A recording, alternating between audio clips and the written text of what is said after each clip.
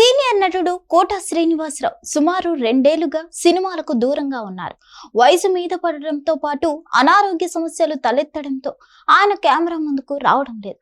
అయితే ఇప్పుడు కోట శ్రీనివాసరావు బాగా బక్కచిక్కిపోయి గుర్తుపట్టకుండా మారిపోయారు. నటుడిగా, విలన్ గా, కమెడియన్ గా వందలాది సినిమాలో నటించారు కోట శ్రీనివాసరావు. తన అద్భుత అభినయంతో తెలుగు సినిమా ఇండస్ట్రీలో దిగ్గజ నటుడిగా గుర్తింపు తెచ్చుకున్నారు. 1978లో మొదలైన ఆయన సినిమా ప్రస్థానం 2023 వరకు అప్రతిహతంగా కొనసాగింది. తెలుగుతో పాటు హిందీ, తమిళ, కన్నడ, మలయాళీ భాషల్లోనూ నటించి మెప్పించారు కోట.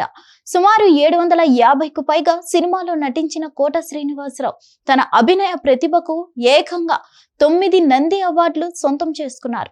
కేవలం సినిమాల్లోనే కాదు, రాజకీయాల్లోనూ సత్తా చాటారాయన.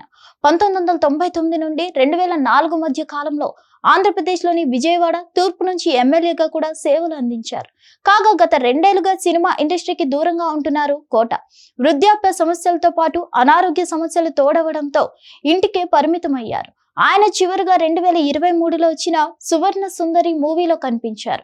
ఆ తర్వాత బయట కూడా పెద్దగా కనిపించలేదు సీనియర్ నటుడు. అయితే తాజాగా ప్రముఖ నిర్మాత బండ్ల గణేష్ కోట శ్రీనివాసరావును మర్యాదపూర్వకంగా కలిశారు.